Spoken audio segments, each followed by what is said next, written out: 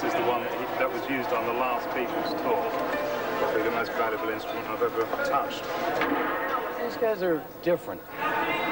In another era, they'd have been cowboys, or they'd have been pirates. No one knows, no one really cares who these guys are, their names, their faces, anything else. I'm just cleaning up microphones so they don't smell nasty. Number one guitar he uses first of the show.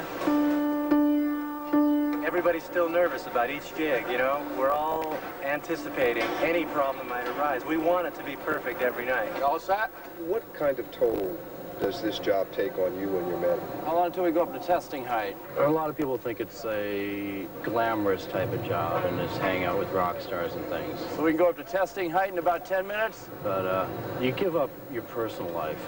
We travel, we work hard. A lot of the guys have left wives, family, everything else at home, and you leave them at home for anywhere between a month to 6 months. It's tough because the only free time a lot of these guys have is late at night.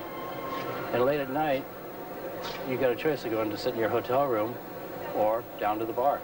I was convinced I wouldn't be touring when I was, you know, over 30, and I'm 35 and I'm still doing it. There is a heavy emotional toll, yeah. My own marriage has just fallen apart, for want of a better word. It happens to a lot of us. It's one of the diseases of the job.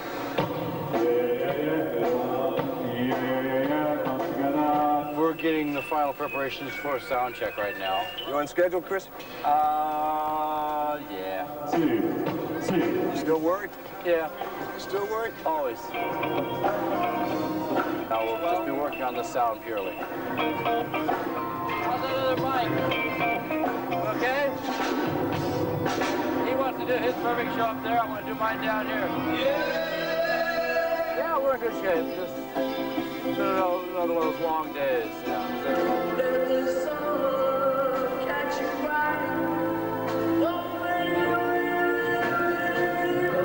I never dreamt I'd be even in this business, much less working for the man who started it all. They don't get much bigger than this. No, you can't go much bigger. It's not like we have to become famous or we want to be famous, but we know in ourselves what we've done. And at the end of the night, when you get that big applause, that's for us too.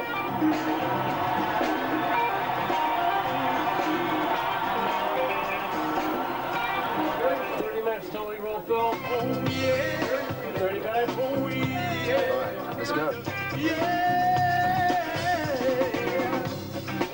You know what the crew calls you? Don't ask. No. Some of them call you Dad.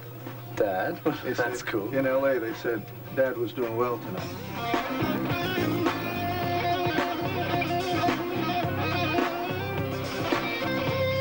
You're only 47, which is a young man, obviously, but how old is too old to be a rock and roll star? Well, you know, that's the question that keeps getting sort of stretched. The answer gets stretched. We used to think 24 was like it. You know, we used to look at 24-year-old guys when we were 18 and think, it's a bit past it, you know. But you get to 30, and then you get to 40, and it doesn't feel bad yet. All right, lads, that's us all checked out.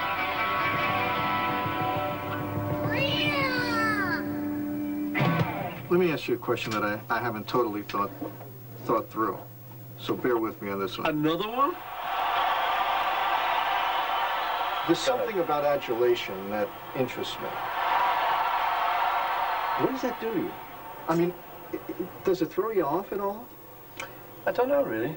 I always wanted to sing. I always wanted to be on their box, on the telly. I always wanted to be part of what I saw when I was a kid.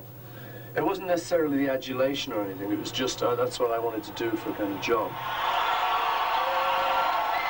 So you get there and you find people, you know, really screaming and stuff. And it's fun. I'm a married guy. I've got 4 kids. I'm not about to run off with these girls. More than my life's worth. Not with your wife on stage? And with a big rolling pin she's got behind that keyboard. No, but I mean, you know, it's just not anything I'm about to do these days. But we keep up this sort of joke, really. To me, it's a bit of a joke. It's a nice joke. They're going, ah! And I'm going, hey, okay. But it's like, there's no way, Jose, you know, it's not real.